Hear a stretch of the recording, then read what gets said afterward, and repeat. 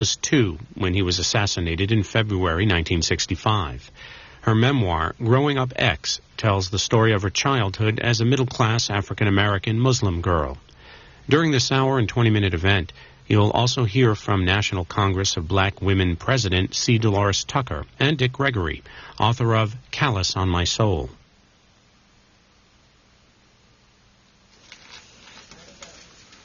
Now to the second stage of our evening's issues, the literary reviews. Believe me, great black men can never die. Of course, we may tearfully bury their mortal remains, but the essence of their beings, the spirits that constitute the greatness in their lives, can never perish, is immortal and lives on to inspire, direct, and influence the future. And so it is with a man named Malcolm, whose spirit lives on in the dynamic personality and dedicated social services of his widow, Betty Shabazz. A national hero indeed, whose courage, vision, and wisdom is epitomized in their sensitive and talented daughter, who is with us tonight to tell us about Growing Up X. Ilyasah Shabazz holds a Master of Science degree in Education and Human Resource Development from Fordham University, and she is the Director of Public Affairs and Special Events for the city of Mount Vernon, New York. Please give a warm and loving reception to Ilyasah Shabazz.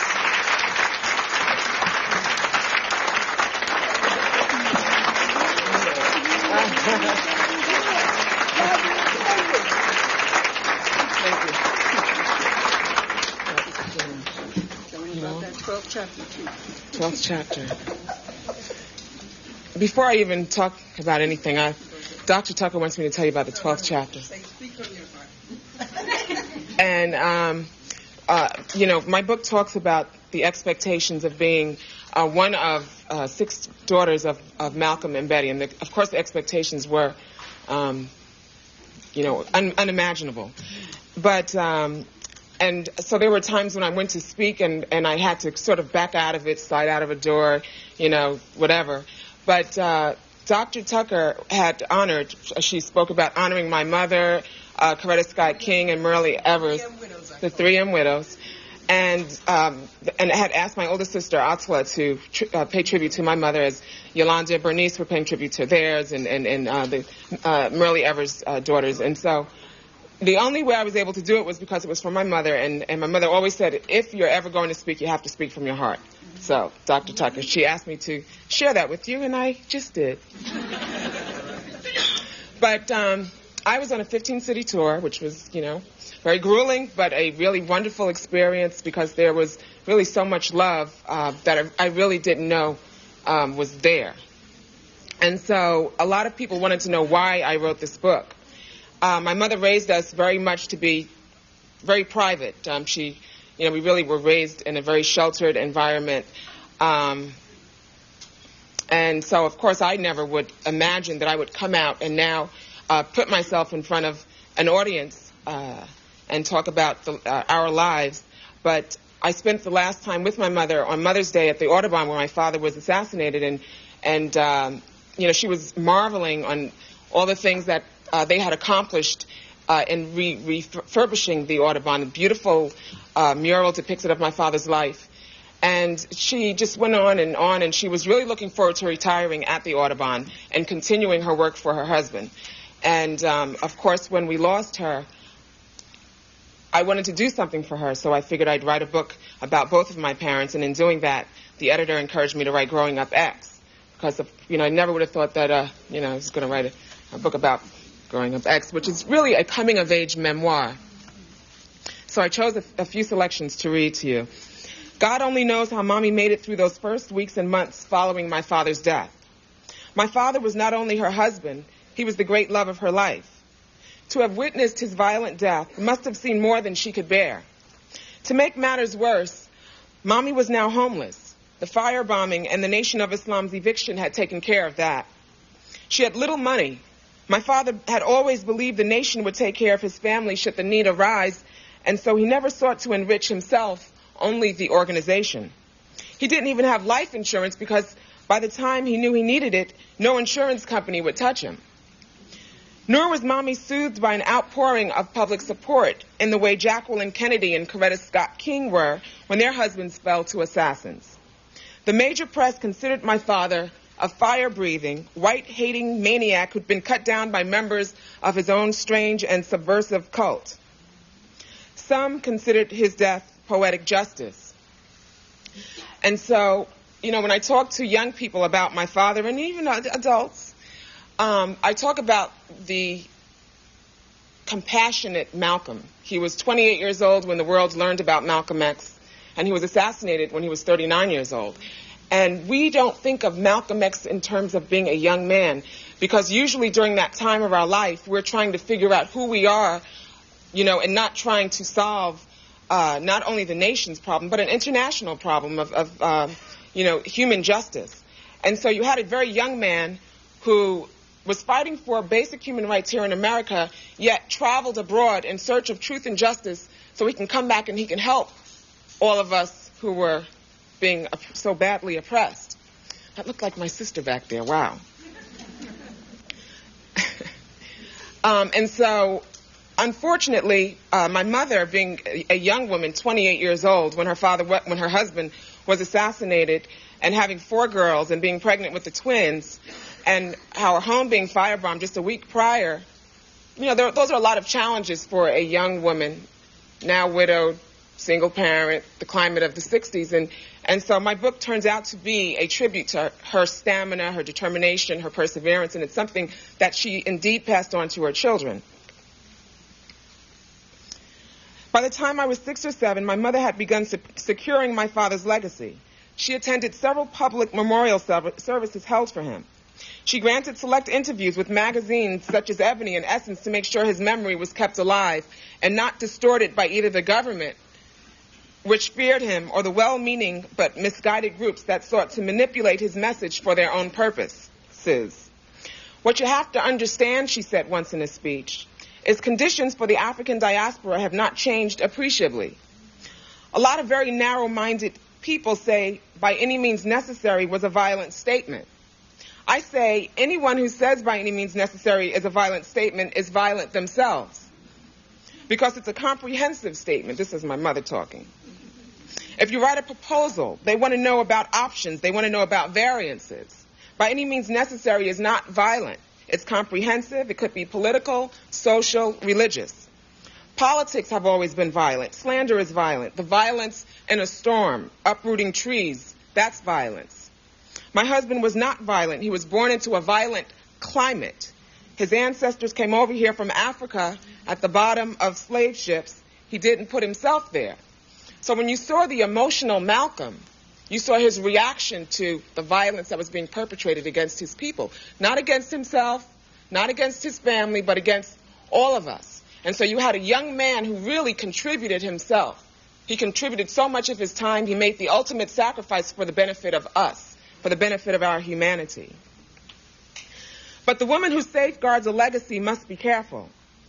Keeping the flames can become a full-time job, can slowly squeeze out all other aspects of selfhood until there's very little left. Lord knows it would have been easy for my mother to curl up and die after my father was killed, but that's not the kind of person she was. It would have been easy, too, for her to simply crawl inside her widowhood and stay there to perform a kind of emotional sauté, throwing herself onto her husband's burning funeral pyre. It would have been easy for her to spend the rest of her life as Mrs. Malcolm X. But great men marry great women. And I know we know that.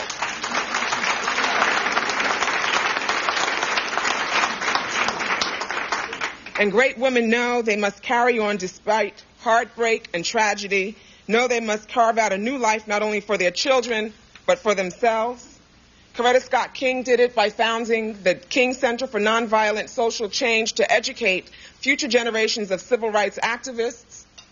Jacqueline Kennedy did it by marrying one of the world's wealthiest men, and using that wealth to carve out some measure of privacy and normalcy, because it's very important for the children, for her children in New York City. And my mother did it by going back to school.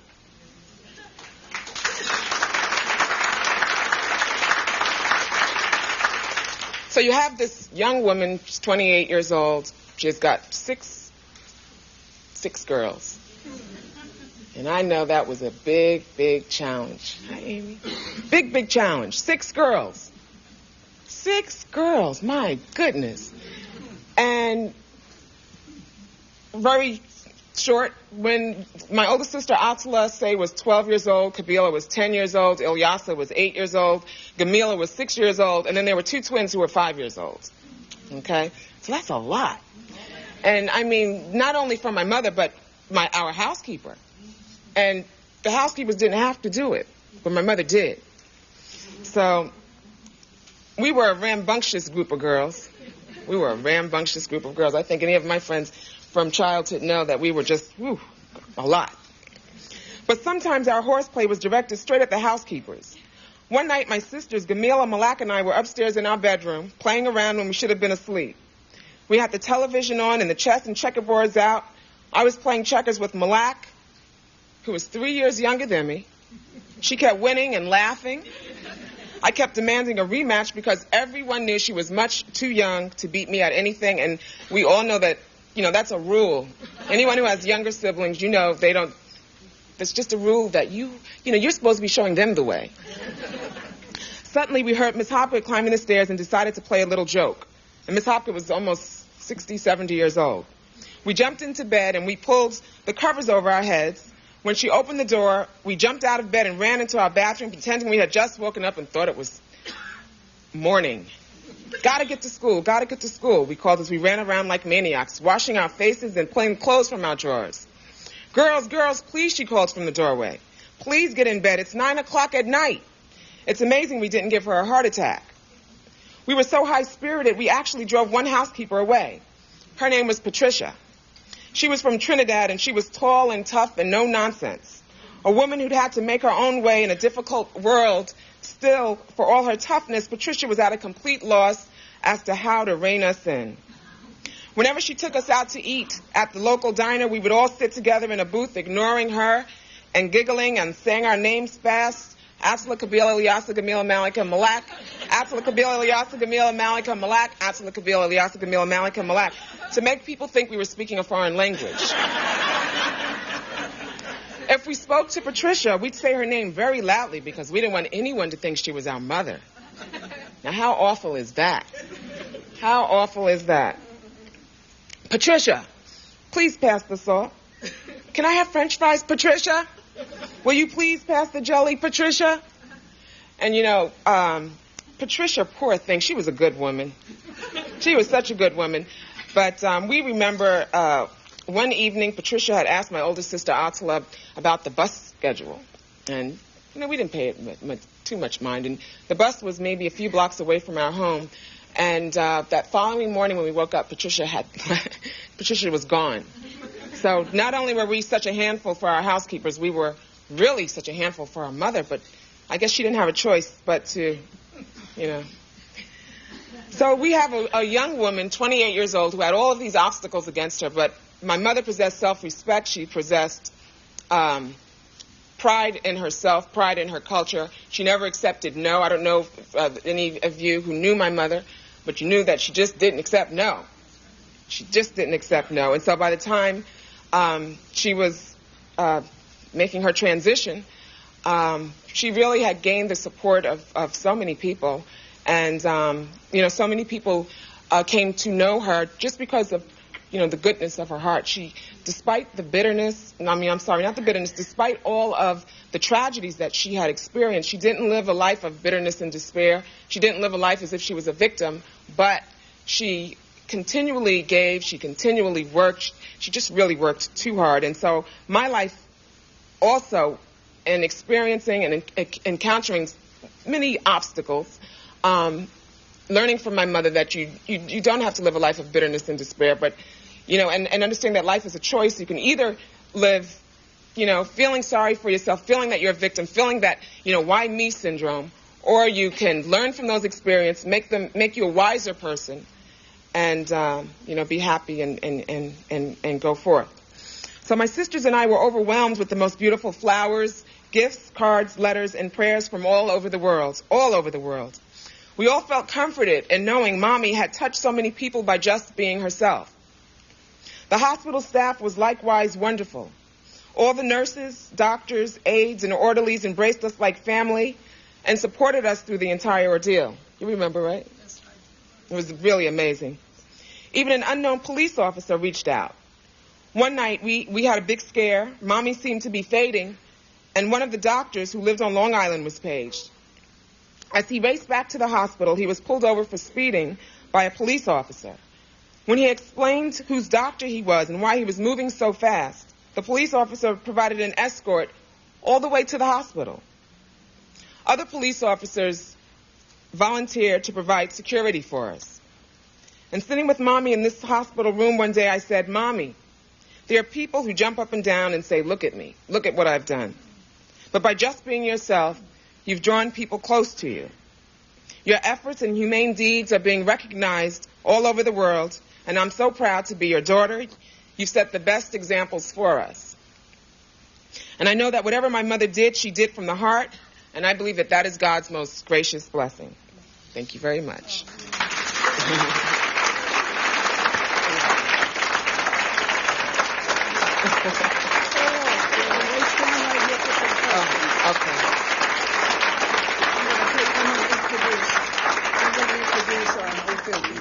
Okay. Stand by the side. Right? Okay.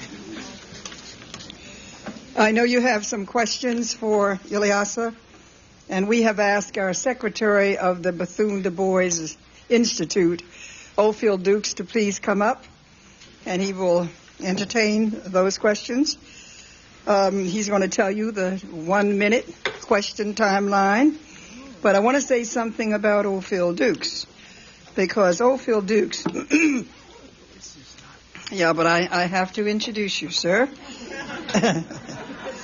We are so proud of our secretary and my dear friend because he not only serves as our secretary, but he just recently made history when he was the recipient of the winner of the Gold Anvil Award, which is the highest individual honor of the nation's Public Relations Society of America.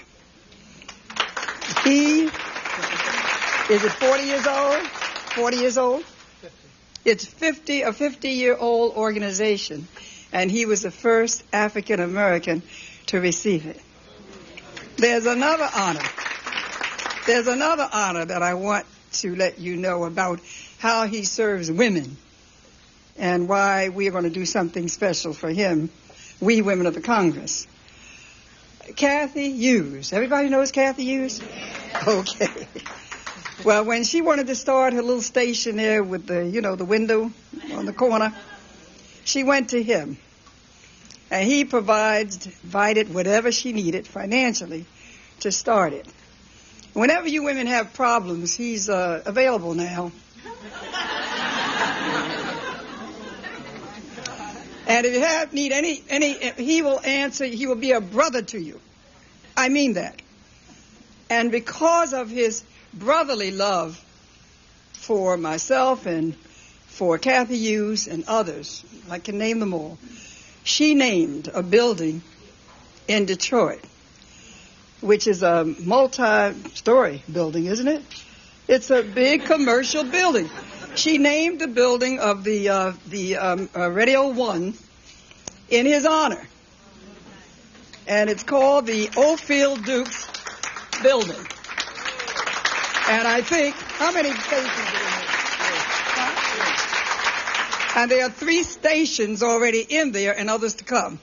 But this is the gentleman that's going to answer your question. And he also has his own firm, which is about 25 or 35 years old, Ophir Dukes and Associates. And he also founded the Black Society of Public Relations. What's its official name? Black Public Relations Society. The Black Public Relations Society. He pulled that together, and that's doing a wonderful work to get our message out. We sure need it to get our message, don't we? All right. Thank you, Ophir, for all you've done. And now the questions, please take charge. This is Miss Shabazz night, not mine. So let us facilitate the asking of questions by having you to stand, to speak clearly and briefly, and make sure that you are asking a question and not making a statement. Fair enough? Okay. First question. Joe, look as if you have a question. No. Okay. Do you have any other book projects in mind? Yes, because before I wrote Growing Up X, I was working on a book about my parents. And I said, and in doing that, the editor at that time, Anita Diggs, had encouraged me to write Growing Up X. So now that I've finished Growing Up X, and Growing Up X is a coming-of-age memoir. It is not a biography. Of course, I'm not old enough to write a biography. And but it's a coming-of-age memoir. And now I'm really happy to be working on this book about my parents, because now I learn more about them. And I found a picture of my mother when she was 8 years old, so that was very exciting. Yeah. Please don't ask me one of those complicated questions, Mr. Bailey. Good Lord. Okay, yes. No, I just wanted to ask, what was it like when you first read the autobiography of your father? What were your feelings and when you read, because you said it's a book that you learned a lot about your father from reading the autobiography. Right. I'd just like to know, what was it like? Well, I read the autobiography, I used to play with the autobiography with my 3 younger sisters, and, we used to pass the book around and look at different pictures, and we didn't know one of the pictures were my father, and so I would tell them, that's the man who was mean to Daddy, and we passed the book around, and it turned out to be my father. But when I got older, when I went to college, I was 16 years old, and I read the autobiography again there, now, with a new, being mature, thinking I, was a little grown, and of course, then, now that I had experienced the social, issues, with men and women, with sisters, the expectations of others, and now reading about my father, and, experiencing some men, and now reading about my father, I was just really blown away, because I tried reading it from the perspective of him just being Malcolm X and not my father, and trying to understand the man. And, I saw a young man who had really worked so hard and contributed so much. And, it was just work.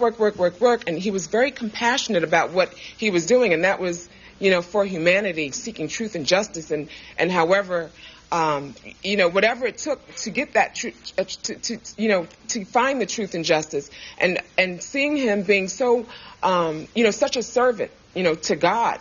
He was serving God. And then listening to the other things I started hearing about, people saying about Malcolm X being this hate maniac and, saying all these terrible things, I felt a sense of betrayal, and just so many things. So it was a very emotional experience for me, very, very emotional. And of course, I really, really came to just admire and respect this man. And I was very, very happy and proud that he was my father. But then I wondered, oh, Lord, now these people, what do they expect of me? How can I now step into some of these shoes? But then as an adult, I found out I don't have to step into shoes, because people aren't the judges, God's the judge. So, and I think not until we understand that as children of parents who contribute, whether they're medical doctors, attorneys, congressional figures, whatever, politicians, that not until they realize that you don't have to live, for other people's expectations, but that it's just God that matters. And if you're good inside and doing the right thing, Yes, is there another question? There's a question over here. You want to stand up? I'm from Alberta, New York, and worked with your mother when she was the director of the YMED program. Young Mothers Educational Development, right? Yes, I knew her very well. And one of the concerns that I've always had was whether or not you mention your relationship in your book with other relatives, like your uncles, your father's brothers, other family members. Are they mentioned in your book? Absolutely. But what was your relationship Well, growing, we weren't really, you know, my uncle Wilford, the oldest son, came to see us when I was very young. And I talk about that in the book. It was a very emotional experience for me. But what I found out from my cousin is that when my father was assassinated, the family was told, you better not, you know, my father's family, no connection with them. And if you do, we're going to kill you. And of course, even in the Nation of Islam, they were forbidden to say my father's name. So, you know, now we're very close. And they're very beautiful, loving, peaceful, just great people, right? And so you know that Malcolm, you know, he was genuine love. It wasn't all this, you know, stuff that J. Edgar Hoover, you know, put out there. And if we want to believe J. Edgar Hoover over Malcolm, you know, right?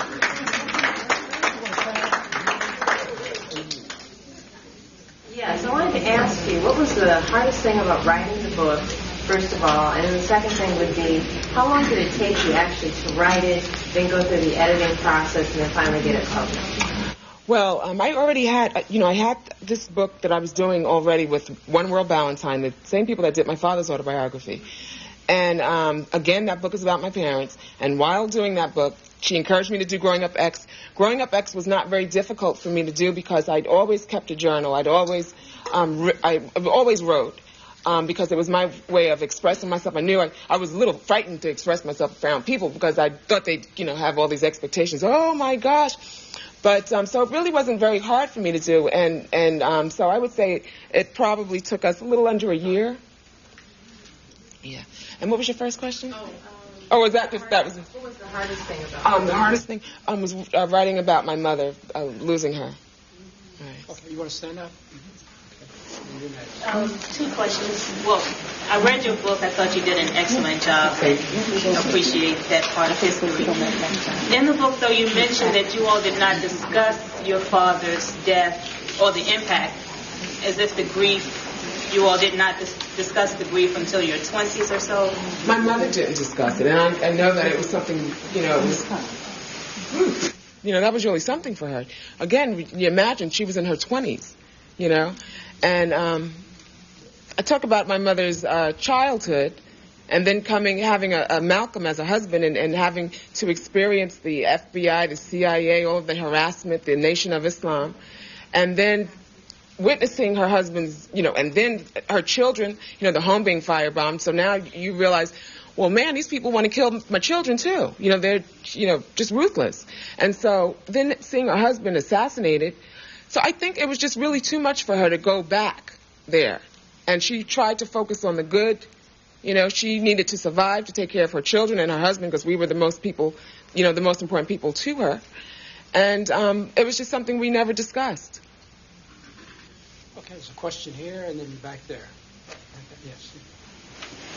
My name is Malik. And first of all, I'd like to say, sister, it's a blessing and a pleasure to meet you. Malcolm was the black prince that really got me to understand that if I didn't stand for something, that I'd fall for anything. And I didn't get a chance to meet Malcolm. I didn't get a chance to meet Sister Betty, but I'm glad that I got a chance to meet you. Just want to ask you a question. When you were young and when you were growing up, being the daughter of Malcolm, going to school, hanging out, I mean, what was the environment around people and you in that intermingle being Malcolm X's daughter? Well, I went to my mother sent us to private schools, and where I went to school, you know, some of my sisters went to the United Nations International School, and my mother worked very hard to send her 6 girls. You know, she looked for the best education. Some people say, well, why did your mother send you to school with white people? She didn't look to send us to school with white people. It just so happened that these schools, you know, some of the best schools in the country, there were a lot of white children that attended. And, you know, I don't know why people are so surprised to find that out. And so I went to school with Yejin Moon, you know, who was, what's his name, Sun Yat-moon's daughter, Reverend Sun Yat-moon, and Forbes, Malcolm Forbes, and, you know, people like that. And so everyone's parents did something. And so no one was saying, oh, that's Malcolm X's daughter. You know, I never felt uncomfortable. In fact, when I went to some of, which I talk about, some of my friends' homes, their parents, mostly fathers, would bring me in their study and tell me how great my father was, you know, how great of a man he was. But it wasn't until I went to college that I experienced, you know, all of that, just all the stuff. You know, that's real, you know, part of life. And, you know, so it was what it was. Yeah. Okay. There's a question back there, and then we'll come to you. Just two short questions. How did you decide what to disclose and what to keep private in writing your memoirs? And have you thought about doing or collaborating with your sisters on another book? I would love to collaborate with my sisters doing another book, but 9 times out of 10, my sisters would not come up here. You know, we're private. It's overwhelming. You know, it's too much to stand in front of a microphone and then have people sit and look at you and wait for you to say something that's going to change their life. You know, change your life. And so I think my sisters are just like, you know, you go ahead, you know, power to you. So it would really be great, but I just don't see that happening.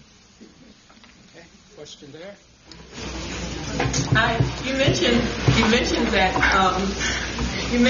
your mother went to school as an accomplishment in comparison to other women in your presentation. Could you elaborate a little bit more? Did you include in your book her accomplishments? Yes, Dr. Eleanor Grabo. You know, she went to, she has a great story that's in my second book. I wish you could just come up and tell it about my mother. And they were in Brazil, and my mother was looking her up and down, and asked her if she had some comfortable walking shoes. And instead of participating, they were with the Dinkins administration in Brazil, and instead of participating in this, you know, routine, the agenda that they had, they went into, I don't want to say the village. What would you call it? It was a village? They went to the village and wanted to, you know, looking for the school. My mother finally found the school. They found the school, and there were no children there. And she wanted to know, where are all the children? Why aren't they in school? And they went out, and gathered children, brought them back to the empty schoolhouse, and tried to teach them things. And that was something very important to my mother. And then the other thing was the cab driver, a young man, and he was wondering, why are these black women going to a university? And she told him to park his car. She paid for him for the whole day. She wanted him to come in and listen, you know, to it, right? And then go back and share it with his friends and family. So again, that's something that, you know, she just did from her heart. She didn't do it because she was going to get brownie points or recognition or write up in the newspaper. She did it from her heart. So thank you. Did I answer? I don't even know if I answered your question. Okay, thank you. There's a question here. Would you mind sharing with us some of your reactions to the movie, Malcolm X? The X movie? My reactions to seeing Denzel Washington play my father?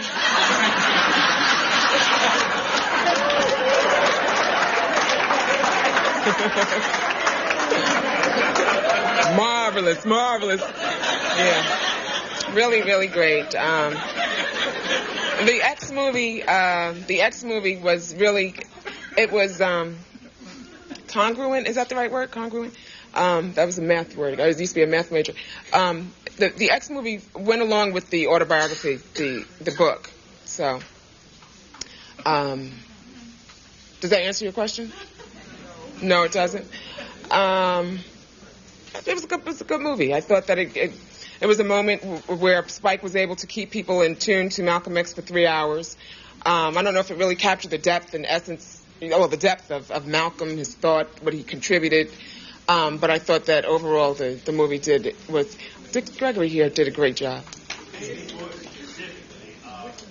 I was very impressed with that moment when Malcolm X appeared to move a finger and people moved. Right. That type of thing. That maybe you might share something that affected you that way. The movie didn't really affect me because I thought it was good and great. I don't think I'm really the one to talk about the movie. And I don't think I have enough time to really sit here and say more, it was a good movie. You have a question? You want to stand? Excuse me. Memorabilia that was Yeah, the papers. That was in the auction, Butterfield auction. Where would you ideally like to see that housed? It was pulled. Am I correct? Right. We got the family did receive the papers back, and we're going to share that with the Schomburg and the Audubon. My mother had, as I mentioned, she put together a whole program for the Audubon, and so we're going to get that, make it operational. And so it would be between the Schomburg Center for Culture and Arts in New York and the Audubon where my father was assassinated. Yeah. There is a half question.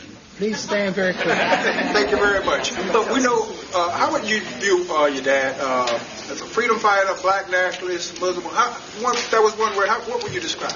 I don't know. I think he was a servant of God.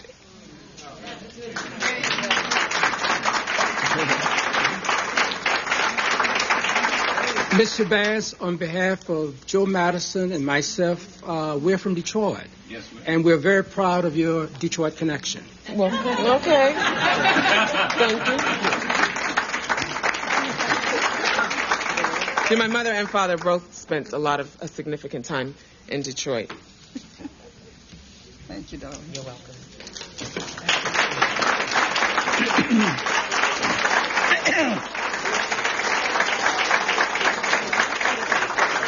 Thank you, Bet. Thank you. I'm saying Betty. Thank you, Ilyasah. Thank you so much, and Betty, and Malcolm. Thank you. Would all of the members of the National Congress of Black Women stand up, please? All the members. All the members stand. All the members, please stand.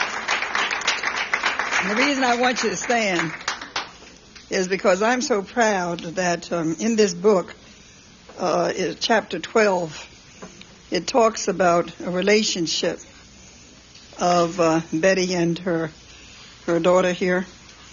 And I want you to get it, just to read about it. It just makes me feel good.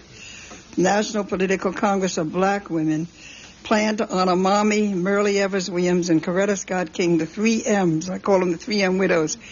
I'd been wanting to do that for over 25, 30 years, or ever since they became the 3 widows, at its annual brunch. And she talks about how this changed her relationship with her mother. Her mother had protected them so.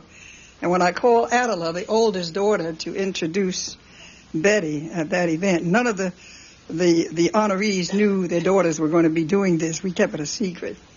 Most of them, we didn't want them to know. And they said things there that they never said before. The 3 M widows did. Revealed more. But anyhow, she records that Adela called her and said she couldn't do it. Couldn't do it for whatever reason, she couldn't do it. But when she called Ilyasah, she said, I couldn't do it. But then she said, I can do it. That's my mother. She deserves to be honored. And then when she got up to make the presentation, she said Betty got up sort of to stop her mother. And she said, no. And she said she saw a tear in Betty's eye, and I took a tissue and wiped her tears, gave it to her for her to wipe her. All of that's in here. It's a moving testament. If we ever can be proud of anything, it's proud of this. And I didn't know it until I'd gone up to the book signing in New York, and Sonia Sanchez was on the train when my husband and I were coming back. And I told her where I had just been, and I gave her the book to read before I did. I said, you want to look at it while you're going to Philadelphia? We were going on to Washington. And when she gave it back to me, I opened it up, and there I saw my name. And then I looked again, and there's a whole chapter. Thank you for recording that moment of history. And there's a picture. There's Ilyasah. And now,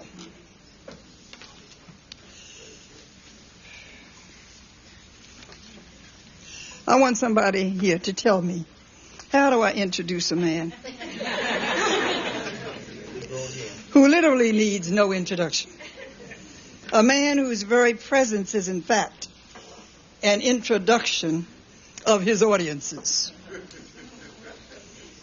I know him as a man who is without a doubt the longest living social activist in the country.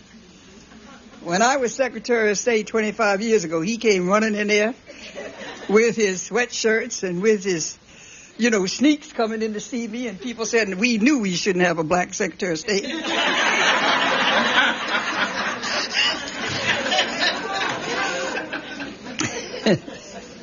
He is the longest living social activist in the country, if not in years. Certainly in activity. As ubiquitous as the winds of change, as constant, predictable, and beneficial as sunlight in the tropics. Some people know him as Mr. Human Rights Activist, some as philosopher and political analyst, some as nutritionist and businessman, some as an athlete and humorist, some as lecturer and author, but I know him as a friend, a true brother, a supporter, a defender, and cellmate with Joe Madison and I, going to jail together on gangster rap and blocking the stores and civil disobedience and demonstrations as well. I feel especially blessed and honored to welcome tonight this man called Dick Gregory. We didn't know he was coming for quite a while, but we were so happy that he could come. But he's going to give us a short discourse because, you see, I watched Dick on C-SPAN. And the owner of C-SPAN, you know the name of the owner, he made a statement, and I watched that show, so he didn't lie. The founder of C-SPAN said he's the first the first person he ever had to interview, and when he asked him the first question, he took a whole hour to answer. He only asked one question. And I watched it, and I was as absorbed as I could be, and the whole world was absorbed. So I know he needs an hour. And do you agree that we'll have him back? I already called Lillian this morning, his wife, and I told her we're going to honor her. She's coming down here. I said, you got to come. And I told her read Isaiah 32. She said, I don't like to be honored. I like to stay in the back. But anyhow, we want to have another book signing, even though it's summer. How would you like one in August? The end of August for Dick? Would you? Is that a good time, the end of July? Or if not, mid-August, to hear his book and his story? All right, well, all of you, tomorrow, he said, but all of you will get invitations if you signed up tonight. You will get invitations. We're already preparing them now. Invitations for Dick to be back. But we wanted you to share. We wanted him to share why he wrote Callus on his soul and our soul. Dick, come forth, please.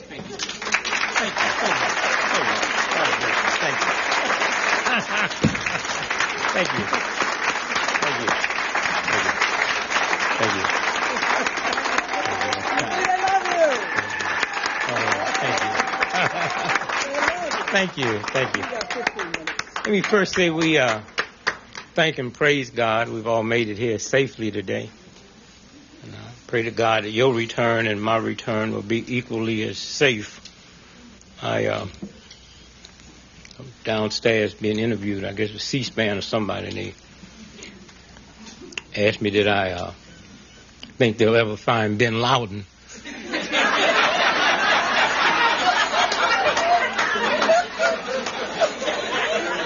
See, white folks is the only folks that ask you a question that when you answer them, then they want a question on your answer. So I'm running trying to get up here, and I said, no, I don't think so. And they said, well, what do you base that on? I said, if it took y'all a year to arrest Beretta,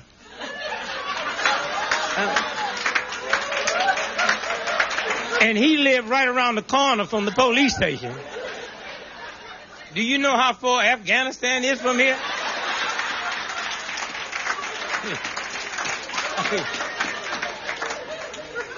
The terrorists don't scare me. What scares me is a nation this stupid. I mean, here's a man they looking for, 6'4", running around in a country with little short folks. And they can't find him. Plus, he riding a Campbell. Plus, they got $55 million reward on him. I mean, that's not Afghan money. That's American money. I mean, in a country that don't even have electric toaster. And they tell us how vicious the warlords are. None of them want that money. And then the unit bombers, mama turned him in.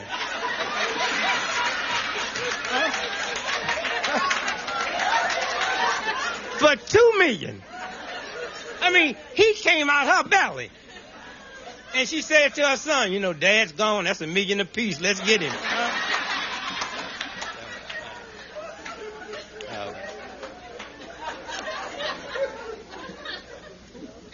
But before Bin Laden, we was the been ugly, been lazy, been shiftless, been late, been snorting, been busted, been ugly, been ignorant, been crazy. And now it's y'all been my friend for a long time.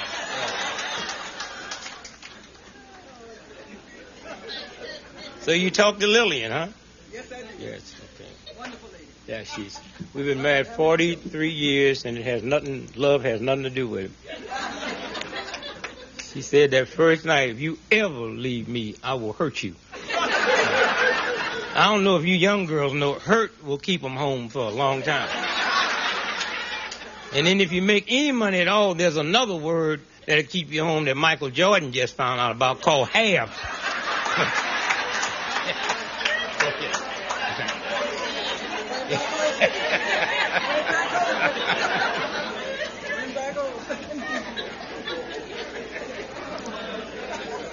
Let me say we thank and praise God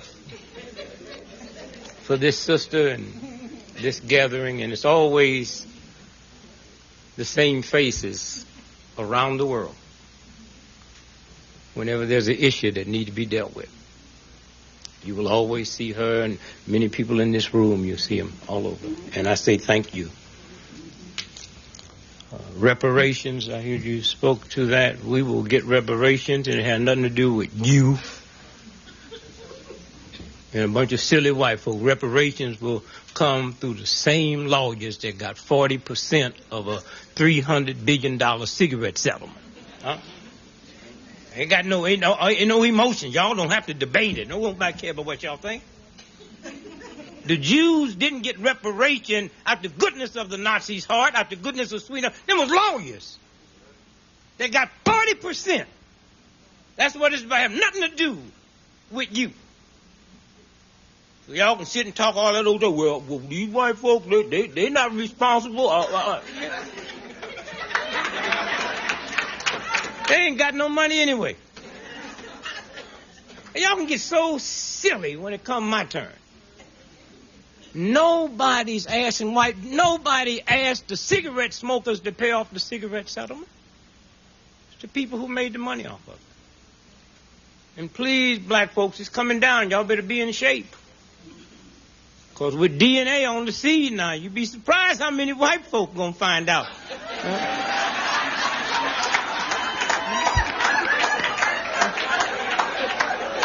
Oh, yeah. If y'all not in shape, y'all get there, the money be gone. I'm gonna have mine.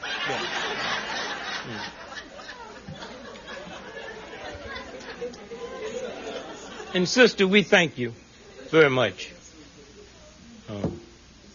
for this book. I knew you. It's very seldom, you know, a world-renowned man,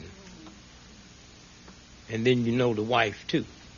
Usually nobody know them. Y'all know that about my wife. She's just a rumor. Y'all don't know if I'm mad or not. But me and Betty hung out together. We talked together. We had fun. What a human being.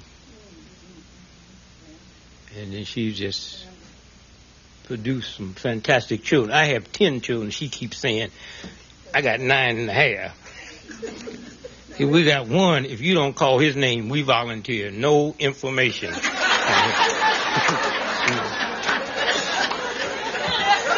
Y'all know what I'm talking about. Yeah. And then you got to call it twice. Yeah. He in Atlanta. You know, black folks are tripping. They tell you, oh, so-and-so got a PhD. She's working for so-and-so, and Benny, he's thinking about taking a... Then they say, well, how about Benny? He's in Atlanta.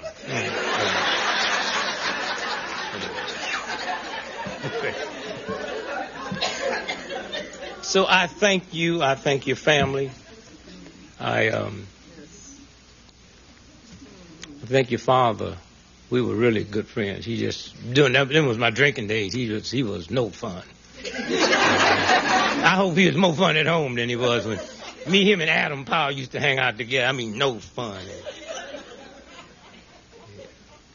No pork, no white women. Go home to your wife.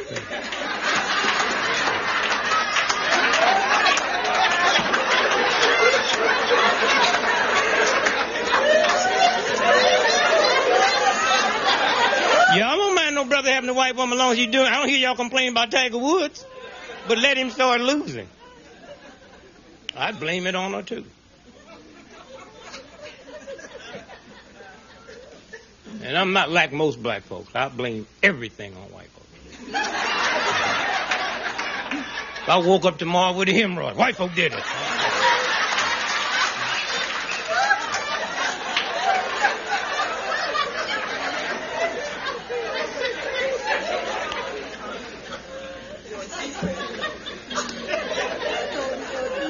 Oh, C-SPAN know me. C-SPAN, that's why they came here. They know what I'm saying.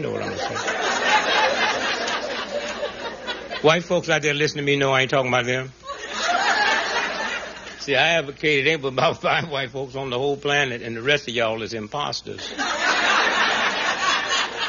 white ain't got nothing to do with a color. White is attitude, and if you ain't got some big billions of bucks in the bank, you can't have the attitude.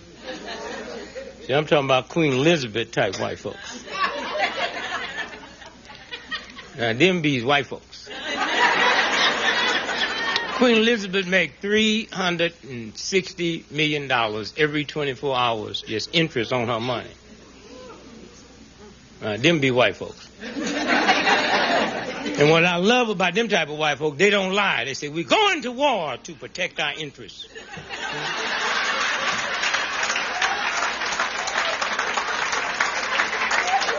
And see, the problem with just ordinary white folks is you black folks. Y'all mad at the wrong white folks.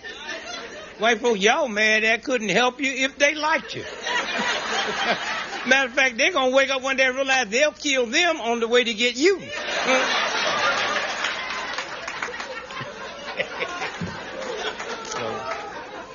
So we thank you, dear. And let me tell you something about what we can do with this book.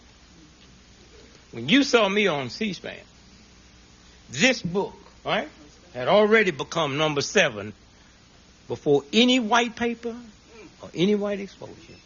That's the difference today with this black network across this country. Huh?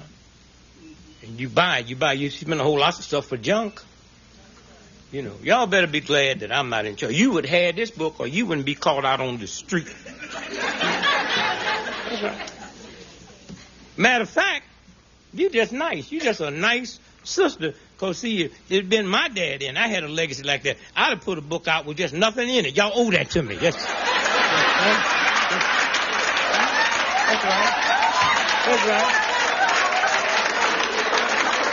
Just the black folks that done lied and say they knew your daddy, if they bought one, it'd make the bestseller. Let me tell you what's so brilliant about this. This is not an insane nation that produced somebody that don't know you speculating. Huh? Because that's normally where it goes. Someone going to tell us about this movement. Well, we can tell you about this movement. This sister can tell you about the family. You see the glamour part of Malcolm. You don't see the nights. When the State Department say if you go, you better not come back. You don't feel the nights when a firebomb hits the house. And the news say it was a green Oldsmobile license plate such and such. That means get rid of it, somebody saw you. And so we thank you for truth, for setting the record straight. And what's important about this, whether you bought this book or not, is many, many years from now, When people really decide they want to sit back with no bones to pick, no racism to get around, nobody they have to be scared of, and want to write truth about this movement, they'll come and get documents like this. You can never destroy this. A book is like a baby. Once it comes out, you can't put it back. And so we thank you for the time and energy, and thank you for the pain that had to go in for some of the things you had to relive. And so we thank you so we can feel and see the joy of this beautiful brother and this beautiful family. So we thank you very much, and this is ours. It's out here now. My book is called Callus On My Soul. And mine is just a lot of research, before this presidential election on page 103, I said, I don't know who's going to be elected president. 163, but whoever's elected president, they won't finish his term out. I still say that. Okay? And I ain't never worried about nobody calling me a nut, especially black folks.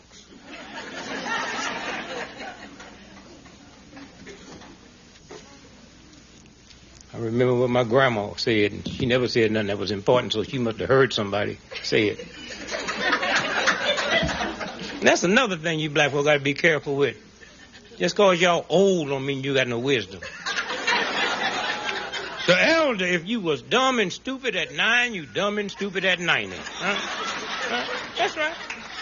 If you ain't contributed nothing to the world or this planet or society or to the group when you was 16, 17, 18, you ain't going to contribute nothing when you're 90. So just don't even try that. You'll be walking slow and breathing deep and sitting on the front of the deacon's board. You wrapped in the blood of Jesus because none of your parts work. Try that.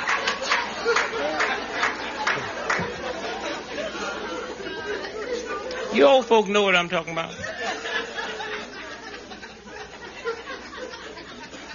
And we got some old folks in here, too. That's what I like about it. I looked at one table back there. The median age is probably life support. And I can say that because I'm 70 years old. And y'all, you old folks need to stop. That's what you're old folks. Stop lying to yourself. Elderly. Oh, you old. Senior citizen. You old. Take care of your body. I'm tired of all y'all running to me. Oh, you look good at 70. How do you know when you're getting old? I talk about that in this book. You know when you're getting old when somebody compliment them beautiful alligator shoes you wearing and you barefooted.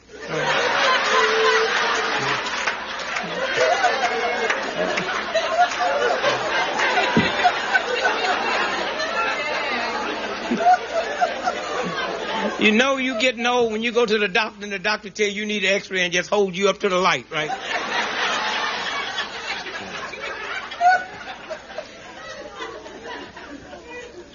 We list the white Memphis cop, Earl Clark, that killed Martin Luther King. We list him in the book. Mm-hmm. And we haven't been sued, and this rich white boy publisher haven't been sued. So I remember my grandmother said, I don't know, I swear I don't know what she got. My grandmother ain't never said nothing that made any sense at all. But they was calling me a nut when I was a little boy. It bothered me one time, and I asked her, I said, why they call me a nut? She said, don't worry about it. Every strong oak tree started off as a nut. Now I know she ain't thought of that.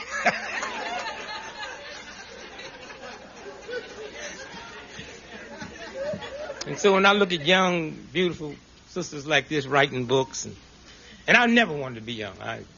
My 75th birthday, I plan on walking from California to New York, and my 100th birthday from California, New York, and back. So I ain't never wanted. I thought young was silly, but I would like to, if I had it over again, I'd like to be young just to go to school with them at this day and age. It's just... teachers are just fascinating. I mean, but that white teacher out there in Portland, Oregon, went to jail twice for getting pregnant by her student. Now, if I had teachers like that when I was coming through, I would have had a perfect attendance record. Huh? I can just see my mama now. Boy, where you going on Christmas Day with them books? I'm going to school, mama. Why you going on Christmas Day? I'm getting a little behind in my class.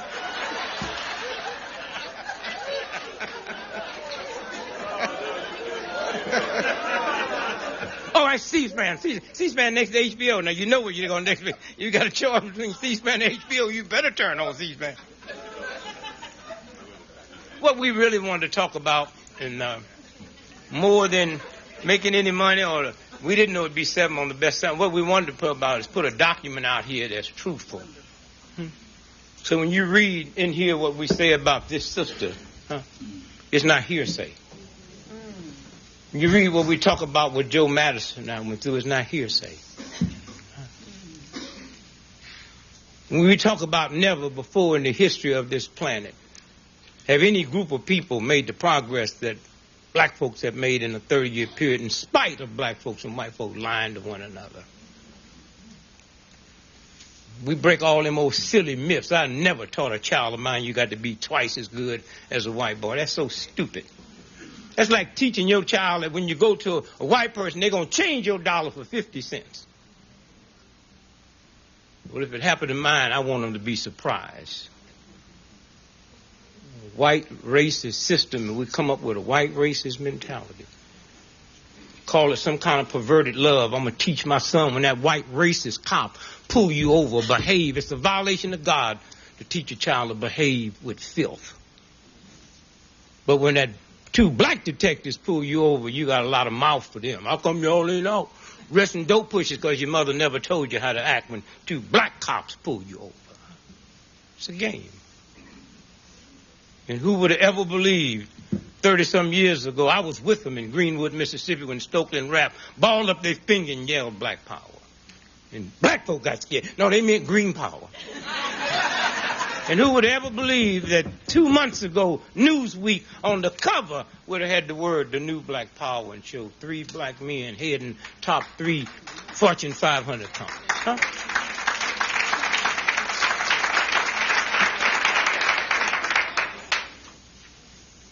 They named the building after Brother O'Field in Detroit. And that building is just not named so black children can see. All people that walk by there will see that. And that's what this is about. And that's what we wanted to do in this book, is say this is what went down. And we talk about in this book black women. The strongest 2 forces in the history of America has always been the black woman and the black church.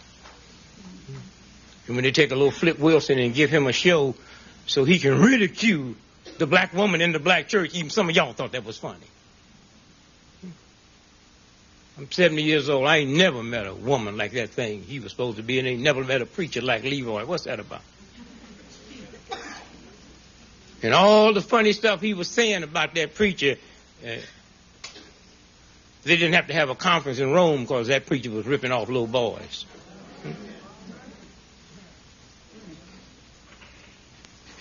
And that's serious business. I was supposed to have been in Dallas. First time I ever canceled a date, I was supposed to have been in Dallas last Sunday, but them bishops were still there.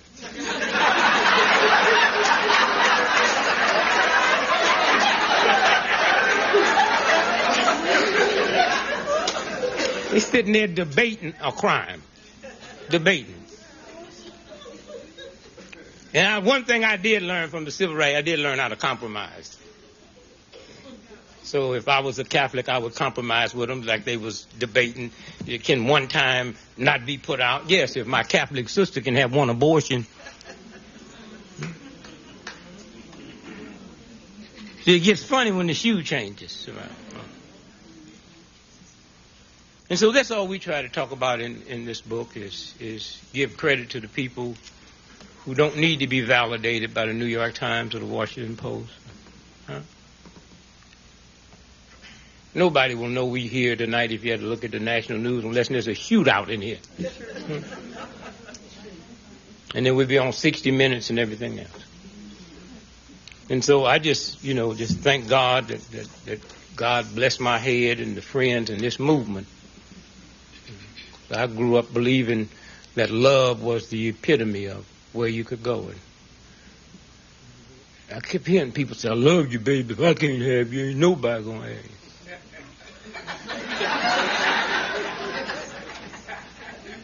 you. Every 4 seconds we sitting here tonight, a woman in America has been beat up by her boyfriend or her husband. Tell me about y'all's love. And this movement raised me to another level where I found out because of King and this whole nonviolence that it's not about love, it's about can you be lovable. And that's what you see when you see this sister. That's what you see when you see that brother. And many of y'all in here. I'm safe with you and you safe with me when we become lovable. And so I say to you tonight, I thank you. I thank Brother Joe Madison for taking this voice in this book and sending it around the world. Thank you very much. Thank Kathy Hughes for giving us a platform. So I leave you tonight and I say to you that we've come a long ways. And when y'all look at the cover of my book, that's not me in jail. See, we've been to jail before. You can't go to jail with a tile. I got a tile. That's me looking through the bars that America is in jail. That's who's in jail. Callus on my soul, if they really knew what this meant. It means you move to another level, to a God force. You wear a tight shoe, you get a corn. It hurts awful. But those feet was made by God, the shoes was made by mere humans. And that shoe will eventually find out it's no match for God's feet. Because as long as you wear it, and as long as you wear it, that corn eventually hardens up. And it turns into a callus. And that callus will wear that shoe out. Hear me good now. That callus, which belongs to God, will wear that shoe out. And so I say, we have a callus around our soul. And we ain't got nothing to do. And all the black folks can tell white folk we love you. No. It's in God's hand now. If the shoe don't back up, the callus going to wear it out. You have no control over that. And so I say to you, I thank you. I thank you for what this movement's been able to do for me. And let me just close with this to thank all of y'all, my friends. But one day, these books will become important 500 years from now, 1,000 years from now, 10 million years from now.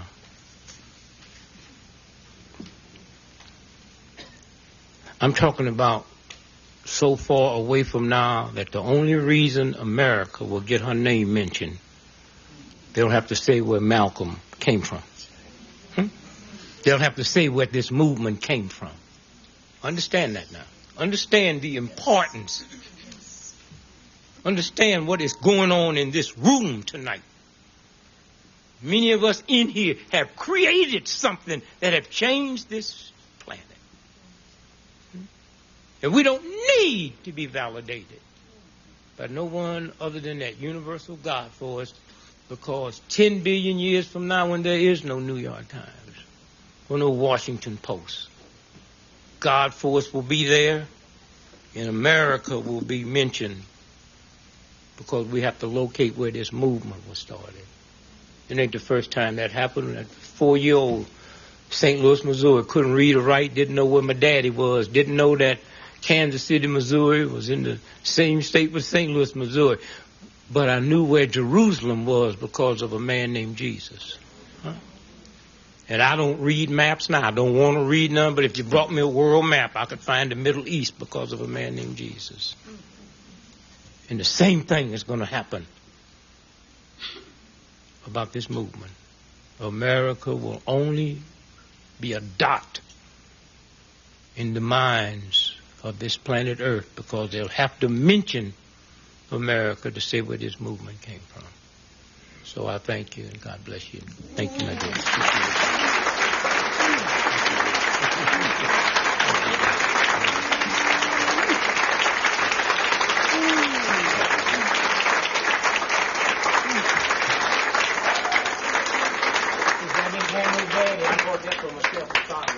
Brother Madison, Brother, had you on my mind, Joe. Brother Dukes, would you come up, please? What is the time? Can someone give me the time? 8:45. We have a few questions. We want to leave here at 9. We want to close down at 9 because those of you who want books and going to get books, we have a post-reception that's going to take place with some refreshments for you, and you can meet them and sign and buy books there. It's not too far from here. But I promise to close this out at 9. We'll talk about that later. But a few questions, please. Okay. Okay, the first question. I guess no one has any for him now. He said it all. One right here. I'm sorry, excuse me, yes. Oh, wait, oh. You know, the reparation checks ain't here yet. They're on the way. Yes, ma'am.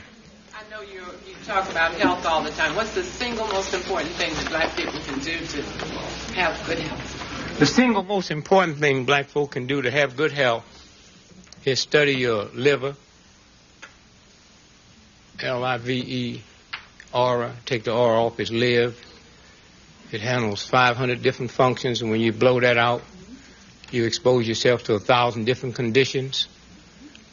It ain't no accident that we African Americans is less than 12% of America's population, and as we sit here tonight, 87% of everybody in America on kidney dialysis machines is black folks.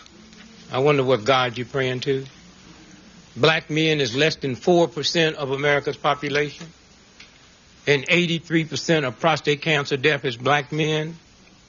And then we are told the reason the death rate is so high, so much prostate cancer, because you didn't bend over and get that finger. Well, they're not getting a finger in Africa. They're not bending over in third and fourth worlds. They don't have prostate cancer. So, first tell me what's causing it. Don't tell me why I'm dying from it, because I don't have the...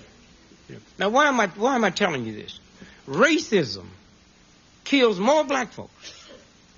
When this movement first started as we know it, black folks died 10 years younger than white folks. I have 10 black children, which means I got 100 deaf ears in my house that a white father don't have in his house. That's why I'm out here. And now, thank you. Thank your father, your mother. We've knocked that down now to 5.5 years.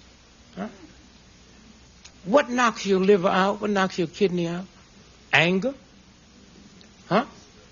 Stress? Well, let me tell you what will stress you out.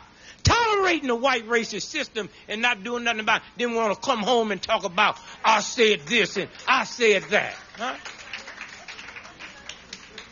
Meanness, bitterness, fear. Fear. All of these things. White refined sugar, soda pop, caffeine. All of those things knock out, and once that liver is gone, you can kiss it goodbye. And so I say to you, the number one cause of death in America, I'm not just talking about black folks now, I'm talking about America. It's not crime or homicide or drugs. The number one cause of death in America is sleep deprivation. And once we understand sleep deprivation, you never get a handle on drugs and alcohol, because once I get so sleepy, I need certain stimulus to keep me up. And the second highest cause of death in America is dehydration. Both of them is free and both of them are gifts from God. Drink water, drink water, drink water. And then the third is no exercise, no physical fitness. No physical fitness. And when people tell you about physical fitness, you act like you're doing them a favor to try it. And I'm not talking about going out buying all that old stuff and all them old, well, just walk. Now, don't come up to me telling me, I know what you're saying, but I got a bad leg. Walk bad.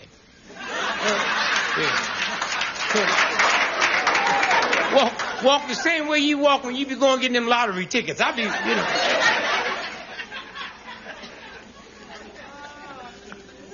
But that's you have a lymph system that have 45 pints of fluid and no pump. Your blood is 13 pints with a pump. And all that little stuff about high blood pressure and all that. Once you get dehydrated, that pump don't work right. And the blood don't flow right. So God puts a thing in there to pump that blood up. And the doctors look at it and say, high blood pressure, and tell you don't eat no salt, and then all you do is drink some water. Asthma. More teenage black boys die every year in this country from asthma than all the asthma deaths on this planet Earth put together. Why? Because asthma is dehydration. An asthma attack is you get so dehydrated, the brain sends a message to squeeze the water out the lungs. 6 quick glasses of water most of the time would break that up. Well, why do young teenage black boys have more asthma deaths than anybody else? What do they drink? Gatorade, Kool-Aid, lemonade, and soda pop. And so, at some point, we have to understand the effect that racism, it had nothing to do with your PhD or your money in the bank or how happy you are with love and all of that. And let me just kind of finish that and I'll get to you. Let me finish that with this. See, you can't get around scientific data.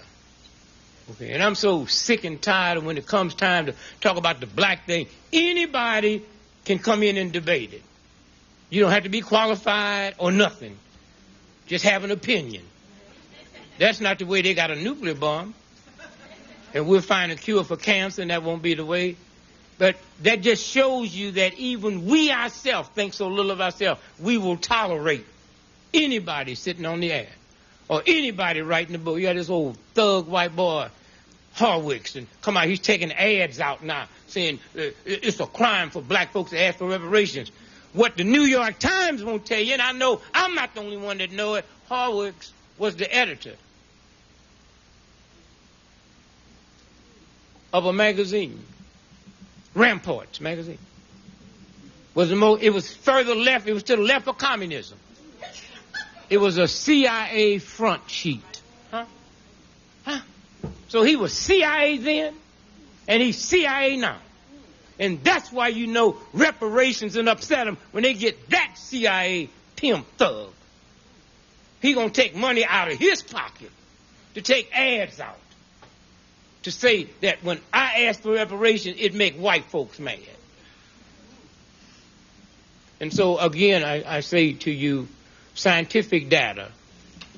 They took a little goldfish bowl like this, and they took a baby goldfish and put in it, and it grew about 1.5 inches.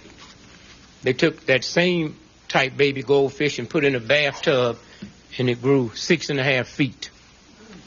Okay? So I don't care how many degrees, how much money you got in this country, you in the goldfish bowl. And then the strange thing was, this is scientific data, they took that little goldfish out of the goldfish bowl and put it in the bathtub, and it would only swim the perimeter of that bowl. Okay? And so once we change that around, our health will change. The last question here. Yes, ma'am.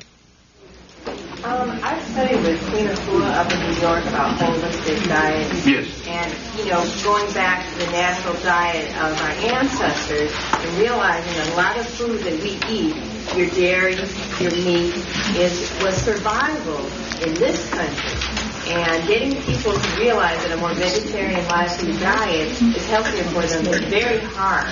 Now, I've been able to transition my husband off of meat and dairy. In order to marry me, he had to become a vegetarian. That was his motivation. But how do we get... So if he want to leave you, all you got to do is eat a pork chop and it's over, right?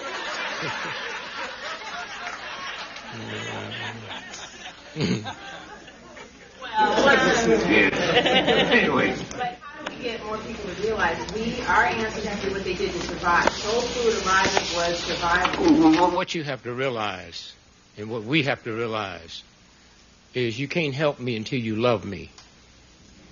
See, this is why you loved your husband, and this is why he became a vegetarian. Remember, the Ku Klux Klan didn't give me sugar and didn't give me meat. My mama gave it to me, my church gave it to me, my state gave it to me. My school gave it to me, so how you, a stranger, going to come up and tell me all them people that love me was wrong? I mean, because in order for me to buy into that, I got to really turn and look at some folks that I was close to. And so you can do that by being lovable and being in love with me. And then when I look and see you, look at your attitude. I mean, do a vegetarian get as angry as quick as a non-vegetarian? Do a non-drinker get as angry and evil and mean as a drinker? And so when you look and see these, these type of things, and you'd be surprised. Who would have ever believed in the early days of the Nation of Islam? And Malcolm and them. Who would have ever believed we'd live to see a day now with black folks that ain't going to be nothing but Baptist and Christian, but don't eat no pork? Because being influenced by another church that they would never join. And so what I'm saying is it was that love. It was that Muslims wasn't standing on the corner, cussing you and shaking a pig foot at you.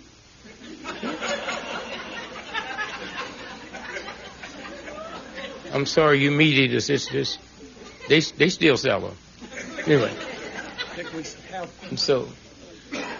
We have a time for a final question. Yes.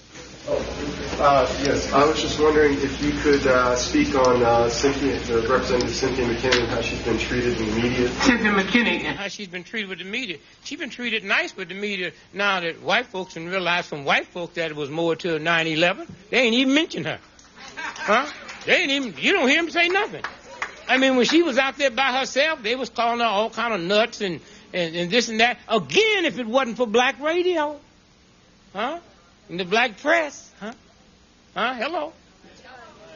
And now that a whole lot of other folks is asking some serious questions, huh?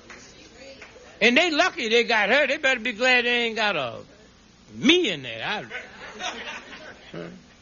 I mean that. She's nice. I want to know how this Mosabi in jail here can cuss that woman judge out 2 weeks ago and say all of America need to be blowed up. And then he walks in there the other day and the federal prosecutor said he's sane enough. The federal prosecutor said he's sane enough to defend himself. His public defenders is saying he's not. Why? Because he's a government agent. The 20th hijacker works for us. And if those public defenders defend him, they get all them sensitive documents because that's a capital case. If he defends himself, the judge had already told him there's certain things you can't see. And then what he said to that judge the other day when she told him you can defend yourself, say, I got a secret waiting to unleash on y'all. You remember that? And it won't be no trial. What do that mean? They'll kill him in jail, and all of the white press will say, that's what he meant. He knew he was going to commit suicide. It wouldn't be no trial. It's a game. Y'all better watch this one real close. Real close. And that woman out there, the FBI woman out there in Minneapolis, something wrong with that. The French government sent her some information, just bypass Washington. It don't work that way. Don't work that way at all. And if I was the president, not Cynthia, if I was the president, if y'all saw last week's U.S. News and World Report, the picture of that Secret Service agent with his back and that bread in his ear, and they're talking about how drunk they get and how they be fighting and how they be having sex with everything at the bar, they sitting the president up to get wiped. That's what they're doing. So anyway, we need to pray for Cynthia. Serious prayers. And then pray that the truth will come out. Let us also pray for Dick Gregory. Yeah. Thank you. Thank you. Thank you, Dick. Thank you so much.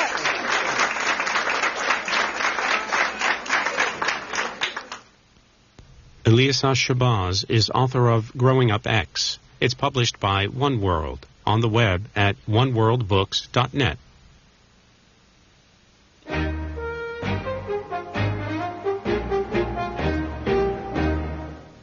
You're watching Book TV on C-SPAN 2, created by the cable television industry.